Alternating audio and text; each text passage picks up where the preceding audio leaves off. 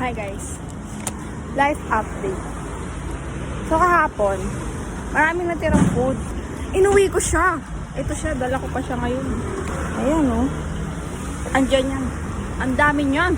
Kasi ayoko na talagang gumastos. Pero, sobrang init. Ayokong gumastos. Pero napabila ko ng milk tea. Large pa siya.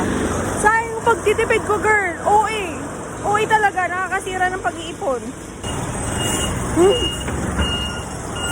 Unang higop. Ligaya agad. So, painit. Naglagay ako ng sunscreen kayo sa mukha ko. Pero, grabe. Hulas na siya. Wala yung silbi yung pag-iipon ko, girl. Dala-dala pa akong bit-bit pa ako. Napakabigat. Dami kong inuwi kagabi. Kakainin ko sana ngayon. Parang hindi ko siya makain. Kasi wala sa mga activities ko ngayon ang umayos, sumakses. Puro ko lakad. Ang init. Nasa Pinas ba ako, Lord? Hindi ako mahilig sa milk tea, pero this is what my body needs. This moment of time. Pero ba ako 10 minutes of lakad. Update ko lang. Huwag yung tipin ng sarili nyo. Kasi gagastusin kayo. Ang point ng buhay ay gumastos. Update ko lang, guys. Ano ako ngayon nasa Parañaque, Philippines. Parañaque. Wala ako sa Taiwan. Ang init. Lahat ng bike ay fully booked, fully used. Over. Ay, shit. Ka, may bike. Oh my gosh. Magbabike pa ba ako? 5 minutes na lang ang layo. For 10 minutes. Lalakarin ko na lang. Wala pang maparkan. Saan yung bike ko? Ito niya ba? Pero huli lang lahat. Malapit na ata ako. Para oroonan ko. At nakabili na ako ng milk tea. Paano ko ito iinumin kung nakabike ako, diba? Bobo talaga ang mga financial decisions ko. So stress. Hindi ko ito mararanas sa Taipei. Kasi sa Taipei, every 5 minutes, 10 minutes, may bus. Dito yung bus, 5 minutes na ako nakaantay. 10 minutes, hindi pa siya dumating. Hindi ko alam kung dadating pa siya ngayon or next year na. Paasa ang mga bus dito. Pag sinabi mong 5:29 or 4:39, hindi mo alam kung may dadating talaga. So, parang yung love life, hindi ka sure kung may dadating ba, wala. Pero sa Taipei, pag sinabi mong 5 o'clock meron agad. Matik. Hirap. Ay, sorry.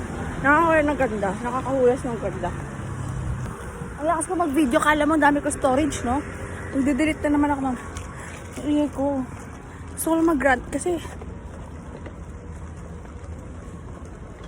napag-gastos ako ng 65 sa milk tea.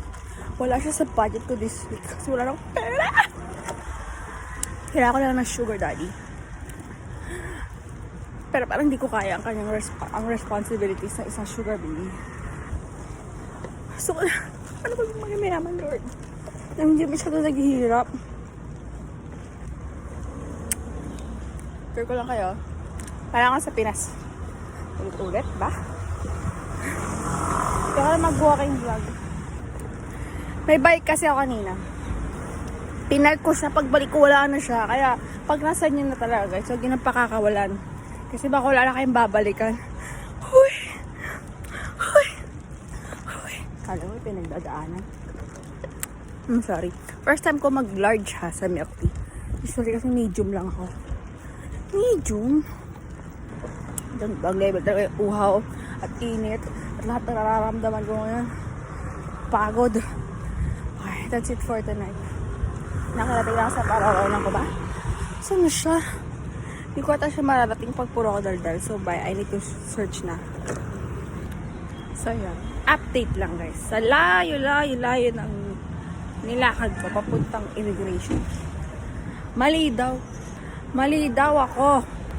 I mean, hindi daw ako dapat pupunta. Doon ako pinapunta. So, are you saying na nasayang lang yung worth 15 minutes to 20 ko na lakad sa init at napabili pa ako ng milk tea? Mas wala rin pala akong mapapala. Taste, oy.